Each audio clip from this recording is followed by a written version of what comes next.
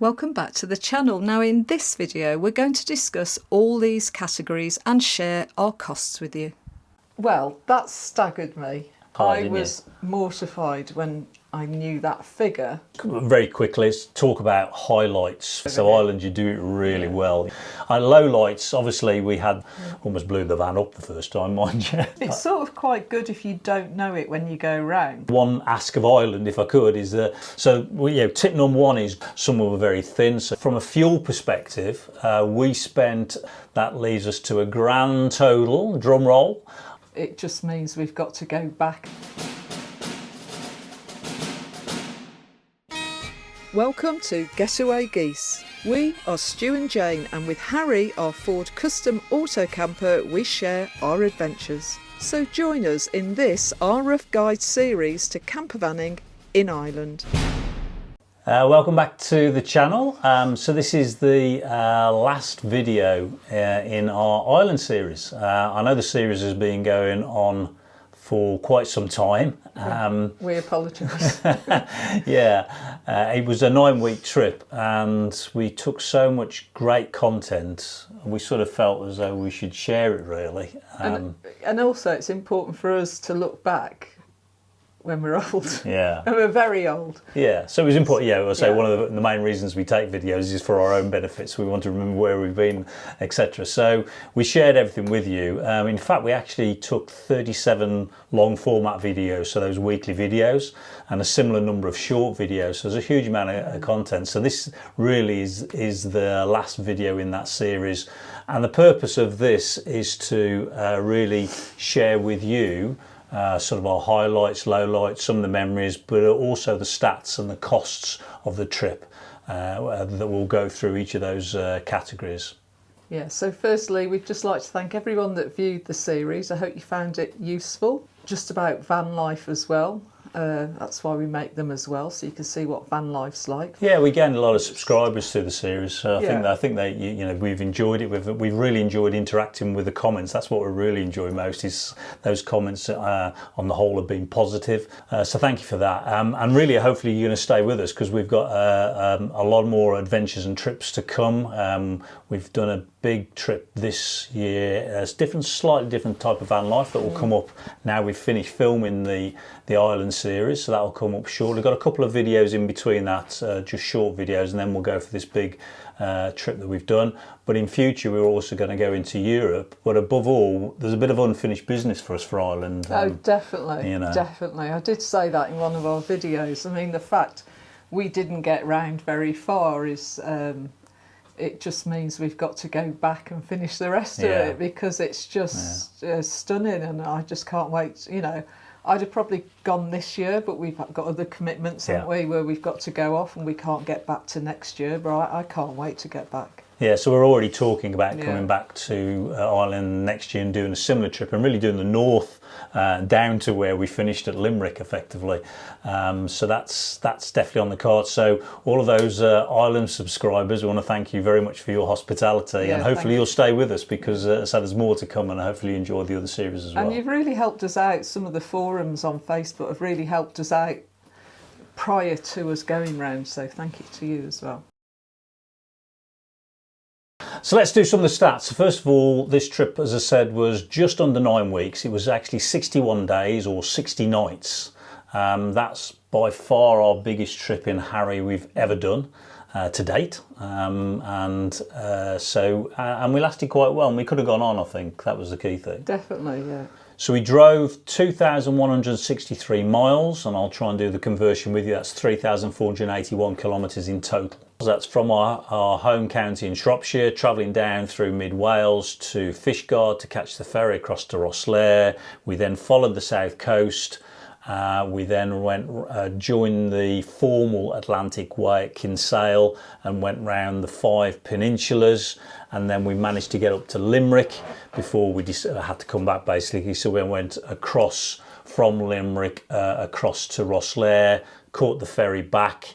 We then went through Wales to Gloucester because we met Ken and Cara on Life's Too Short just for our one nighter before returning back to Shropshire. So that was the sort of the round trip that we did in those 2,163 miles. So as part of that trip, we obviously paid and caught the ferry. We caught the ferry from Fishguard to Rosslare and returned that way. I know there's shorter journeys and probably cheaper journeys, and we bought that ticket some time ago, and that was £304 return. And I'll do the conversions as I go along in today's exchange rates, and because it's all volatile with the exchange rates, and that's around about 353 euros for that return trip. That's quite a sizable cost, a ferry investment. So when you go to somewhere on a ferry, now obviously this all depends on what your circumstances are. We weren't constrained so much by time, other people are, but you know, when you're going on a ferry, it is quite a chunk of the cost. Yes, you've sort of got to make the trip worth it, really. And I mean, the longer you can stay, the better. I think, you know, for us, we stayed for the 9 weeks, and you know, in your head you can actually equate that. If you take £343 and 9 weeks, that's about £33 a week. And obviously the more weeks you do, the better that price disappears. If you only had a couple of weeks, it would be it's equivalent to about, I think, £4.90 a day for us. That was for the ferry trip. If we look at the from a fuel perspective, we spent £638 on fuel, which is equivalent to around €741 in today's exchange rate. That's probably quite high because we went when the fuel price was at its highest. You know, fuel prices have been horrific and they've started to come down. So I believe that's around £1.71 per litre, which is about €1.90, I think, at the time. So those prices were really high. We did go slowly, so that helped us to restrict the amount of miles we did, and so that sort of helped the price. So if we went now, that price would be down significantly, I would say, if we travelled today. So hopefully when we go next year, the prices will be even lower. But Harry did around about, I reckon, about 29 miles to the gallon. I need better stats, to be honest, and something I've learned that I need to record the amount of litres I put into Harry, and also the price per litre we're paying at each petrol pump. So that's something I need to get better at the stats, but roughly that equates to around 29 miles to the gallon. As I said, you've got to bear in mind Harry also provides diesel to the heater if we're using. Not that we used it that many times. I think we used it a few times, but not hugely, to be perfectly honest. So that's about where I'd expect it to be, around about 30 miles to the gallon, on the basis Harry was going up and down a few hills, to say the least. And that. Harry, I think if we think about Harry, he's done really well on this trip, and the size of Harry was good, wasn't he? Yeah. You know. We wouldn't have wanted a bigger van, would we? No, we did abuse him a few times. He got a few scratches, to say the least, to be perfectly honest. Some memories.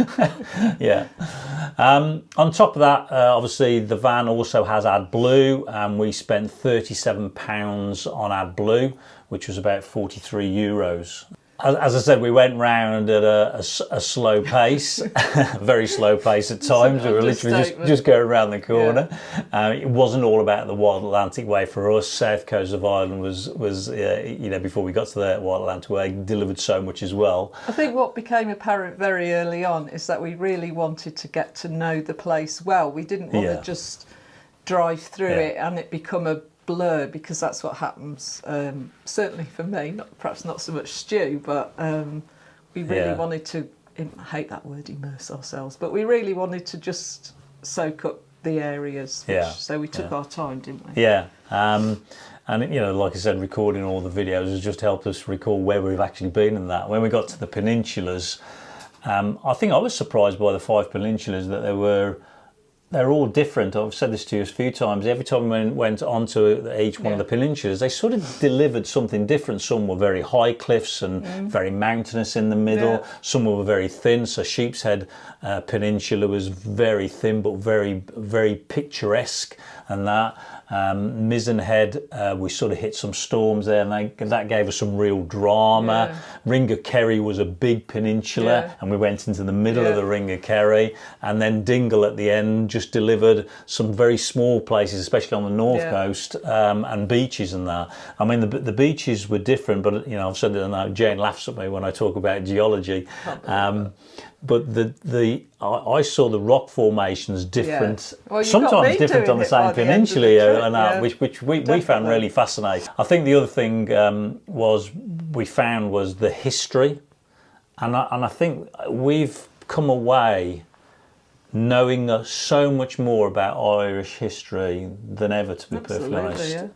And I think what it was, we also found that you've got to go down those side roads to find the small little snippets of history, because they'll actually all piece together. I think the one for me I always remember is, I remember we went to Cove and we went to the museum and they talked about various shipping disasters, one of them being the Lusitania that was sunk by the submarine off the coast.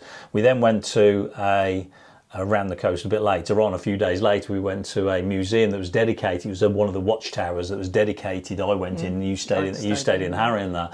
And then right towards the end of the trip, we were parked up late at night, woke up the following morning, and we found there was a burial ground, and one of the lads from the steering part of the Lusitania was buried there, and there was a plaque there. So it just proves just how it was all sort of interconnected. And they do history very well, but I think the stories are fantastic. We have a lot to learn of how we present our history. So Ireland, you do it really well. It's sort of quite good if you don't know it when you go around, because it's... You discover it. Well, we stayed at Zetland Pier, and there was that little island. And we wondered who owned the island, and Jane was Googling. Jane wondered who owned it. Jane's the one who does all the research she does. And you found it was somebody who was connected to one of the telescopes, wasn't it? Was it Lovell or something like that, I think it was. So tip number one is go and hunt those little sites, because there is so much history to be seen. Okay, so when it comes down to attractions, some of them you had to pay to get in. Not that many, to be perfectly honest. I think we went to 18 locations where we had to pay. So that was a cost of £255 or €296 in, again, today's exchange rate. Now of that, £253, one of them was the Pony and Trek that was a big... in the Gap of Dunlow, which was 60 quid, to be honest. Pat and Dolly. So which was very memorable. We wouldn't change it. It was worth every euro. The Waterford Crystal Tour, I think, was £29. And then everything else, I think, sort of averages out. For if you take those out, it probably averages around about £10, around about €8 to €10, 8 to 10 euros rather, or £10 effectively for each attraction, which is really good value when you compare to the UK, where you can pay double and treble that in places. I think the Blaskett Centre was £8.70, it was £4, or whatever that is, £4.50. £4.80 something like that to get in, which is ridiculous for what it was. It was ridiculous in that. And I think one of the forts we went to see was a donation, which we'd do anyway, but it was a donation of €1, so it wasn't even give me a donation of €5, and it was a great restored fort on private land. If we'd have been going around the UK, we wouldn't have probably seen much at all, because we won't pay, can't pay. We have to, we're restrictive. We have to be restricted on where we go, where we choose, and that. So, and I think Ireland's got it right. And of course, on top of that, you've then got loads of places to walk, free stops, photo opportunity. Everywhere is a photo opportunity. So we literally would leave a park up at 9:30, and then by 9:45, we'd found like another possible park up, but we thought, you can't just stop here because you've literally only just left the last one. So we passed a lot. We could probably go back and do the same journey, couldn't we? And see different things. Stay in different places. Absolutely. When it comes down to top locations, we have done a series of videos actually look at for the peninsulas and the south coast, so where we've done for each area like the top 3. So you might want to go and check that out, what we've pulled out of the top 3 locations. Okay, so let's talk about overnight stops. As I said, we did 61 days, which is 60 nights. 6 of those nights were on formal sites. One site we actually stayed 2 nights at. We also went to 2 airs, and again one of those airs at Cove we stopped for 2 nights. So over the 60 nights we had 9 nights where we were either at a site or an air, which means we were 51 nights off-grid parking, which was fantastic, to be perfectly honest. And when it comes to sites, the sites were about €20. It was out of season, so some were shut. So if you're going if you are going out of season, you have to hunt around a bit to find them. You'll find them. There will be some open. And I think the two that I'd probably call out that we stayed at was the Hungry Hill campsite. That was a pretty nice little sweet site, I think. And then Alai's site right on the beach, purely from its location point of view. Its location. Yeah, the location was on his beach. It was sort of shutting down a bit, so I think he was tidying up and for the end of the season. But from a location perspective, it was great on that. Alai's, we decided to stop because we heard it was such a good site, to be perfect. It was recommended it. Goosey Island. And then as I said, I just forgot about that. And at Sneem is Goosey Island, absolutely is a must. And again, we stopped at that because I'd heard about it on forums. It was one of those iconic sites, so you absolutely must go there because it's a lovely place, the village. And we started there for 2 nights. We did some walks in the area as well, lots of bars, restaurants, etc. But it was from a location perspective, that was just a fantastic site. So that's a must site to go to be perfectly honest. Yeah, definitely. The airs themselves. So we were at Cove and we were at. I'm going to say it probably wrong, so I apologise for this. Is it Dungarvan? Dungarvan, I think it is. There's an air at Dungarvan. We didn't pay, although we stayed at Cove, we actually didn't pay any money. You're supposed to pay 10 euros a night, but the machine was out of order and nobody was able to pay. There was only one ticket machine. So actually that was a free 2 nights. Quite often happens. With respect to parking, again, completely the opposite to the UK, I'd say. We only spent, in 9 weeks, we spent £18.55, I think it equates to, for parking, which is about, I think it's about 22 euros. We parked in a lot of places. And obviously on a daily basis, we were parking in multiple places and that. So again, Ireland's got this right because it encourages you to get out there. From a waste and rubbish perspective, we've spoke about this throughout the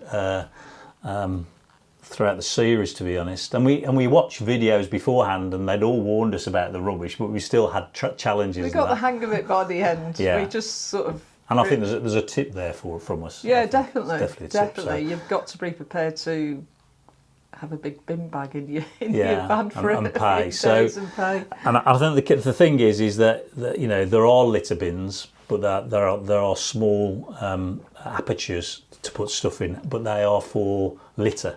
So out in Ireland, litter is not general waste. So you pay your money, you pay your risk, because obviously you might get, at best you might get frowned upon, at worst you could get fined. Yeah, we didn't appreciate this, and we put some rubbish in a litter bin, and an old lady walked past us and gave us the most disgusting look. We're like, what's the problem? And then we realised, and to be perfectly honest, as we got into the truck, we then realised that actually, we just need to take this stuff to a waste site, and you pay for a normal size big bin bag, you'll pay €4 to €5 basically per bag. And in the end, we didn't fight it. That does mean you might have to carry around those bin bags in your van for a few days, which is a bit more difficult when you've got small vans. That is a challenge. So we moved it around a lot. Yeah. So I think the one ask of Ireland, if I could, is that make it a bit easier for those people travelling to if I've got to pay for it, I've got to pay for it, but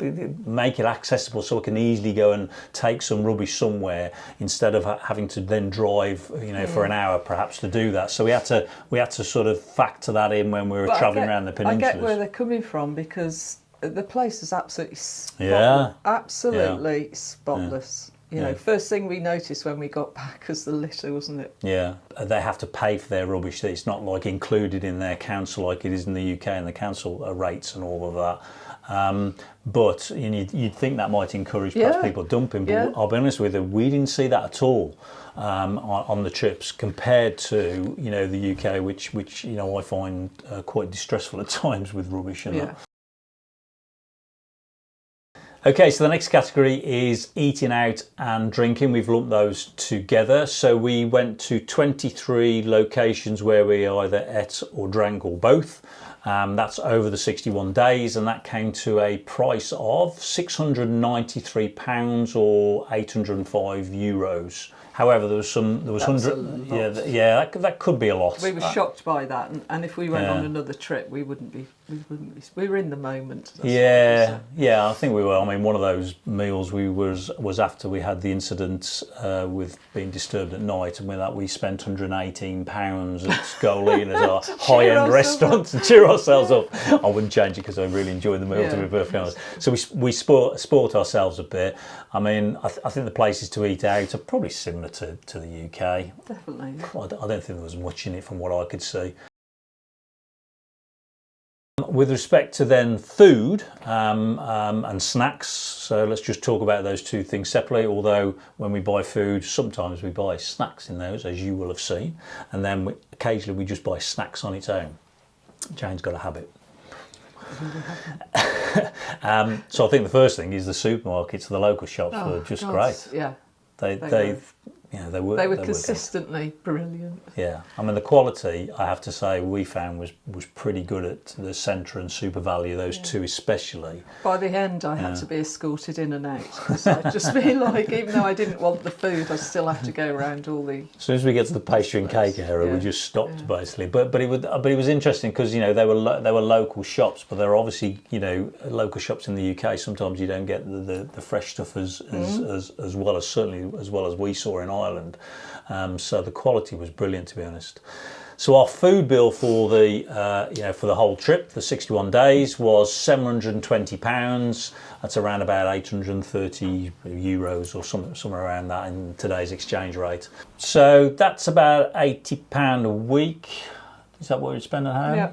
So it's probably not. We were living. The only thing is, what you got to add on top of that, we were eating out and drinking. So if you lump those two together, we were spending more than we would do in the UK on those two things, but we were enjoying ourselves, to be perfectly honest. And why wouldn't you? Snacks, as in specific snacks, going into maybe a petrol station to get snacks for Jane. That was £61 or 71 euros. So if you add those two together in total with food and snacks, it's about £781, 908 euros, which is, like I said, that's 86 quid a week if you add the two together. I think we found the food slightly higher priced, would you say? Definitely. Yeah, than the UK. But to be honest, it's difficult to judge it at the moment because food prices are all over the place across the world, probably. So it's really difficult. We spent the last part of 2022 travelling, not in Harry, but travelling. Yeah. And so we hadn't really seen the hike in food, and I think this is the first time we'd noticed it when we went to Ireland last year. So I think it had probably gone up in the UK as well. Yeah, so it's a bit difficult to judge, but I felt it was slightly higher. Yeah. From an LPG perspective, don't forget Harry only uses LPG for cooking. We had only topped that up 3 times. And that was a cost of £14, 16 euros, which is nothing. So we were really pleased with that. Almost blew the van up the first time, mind you.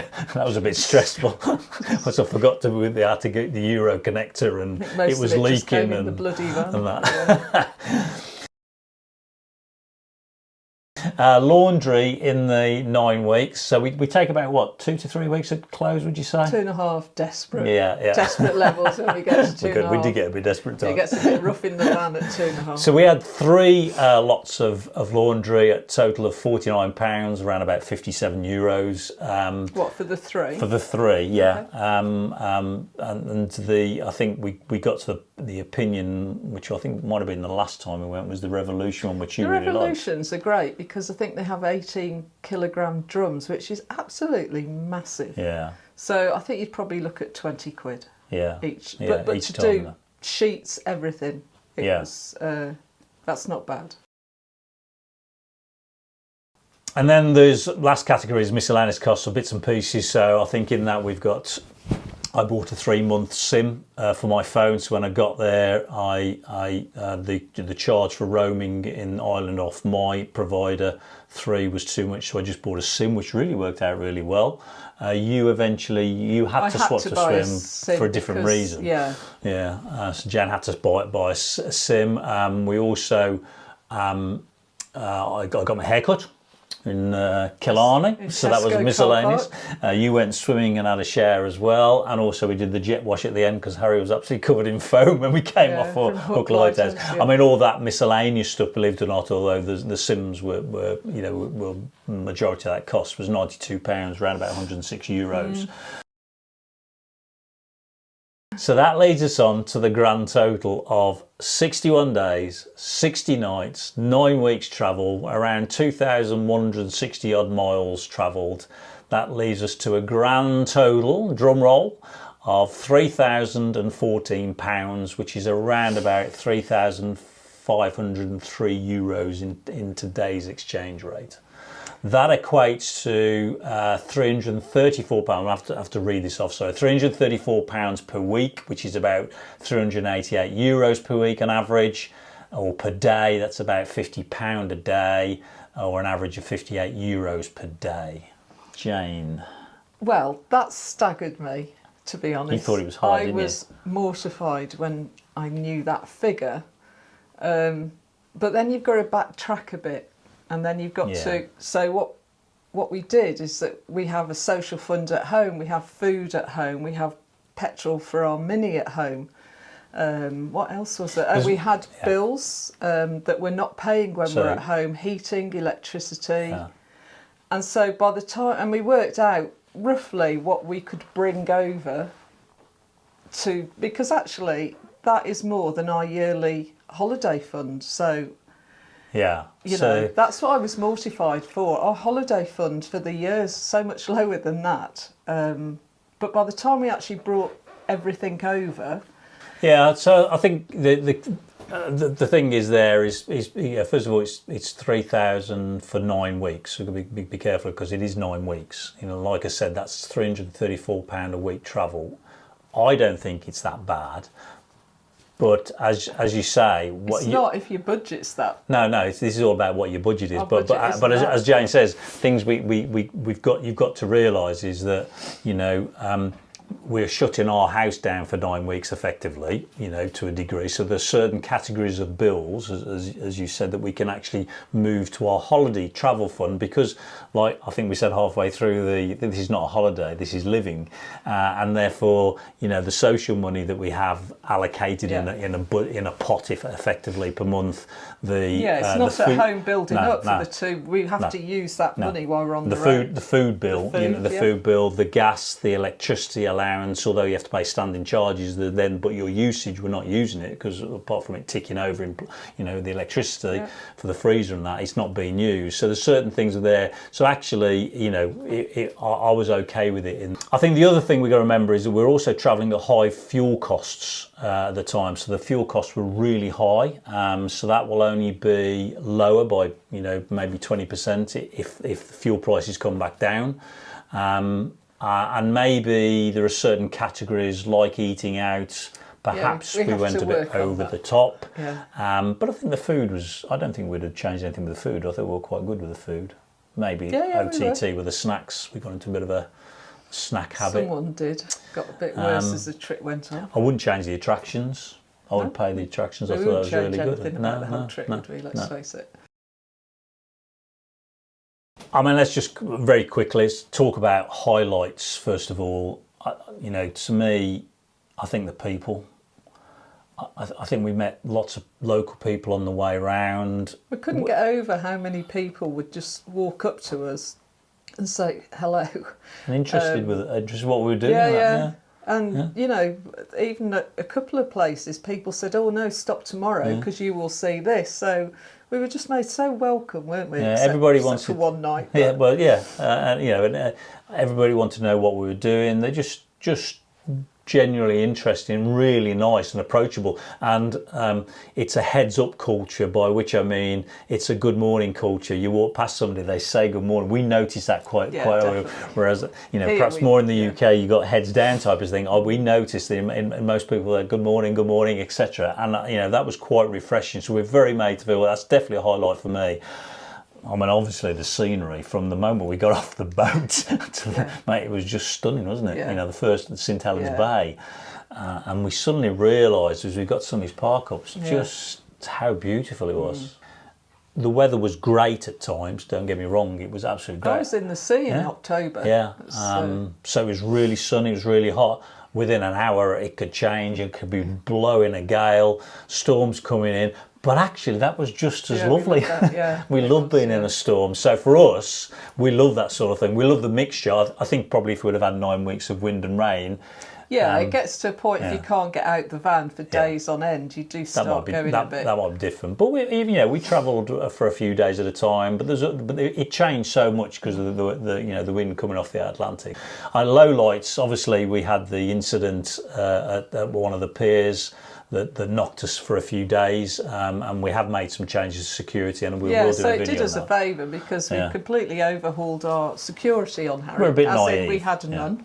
But it was a rare event, so we've got to be careful of this. This was a rare event. This was one time. Us look at things. Yeah, absolutely. I think that you could count the rubbish challenge being a bit of a low light, but it's just one of those things you've got to get over. I think the other thing possibly is maybe if you do get your clothes wet is just drying those. We were sometimes challenged with that, weren't we? Yeah, we could hang our clothes up in the van. That wasn't the problem. It's the speed at which they dry. Yeah, and I think coming home, that's a low light. That was a real low light. Yeah, the moment we said we've got to we stopped going up the coast and got to turn back. We had a bit of a dip at that point. So I certainly got to have the blues for a day because it was just like. I think the problem was we literally just could keep going forever. So that's it. I hope you've enjoyed it. We've loved Ireland, so thank you, Ireland. We will be coming back, as we said, so stay with us. There's plenty of trips coming up.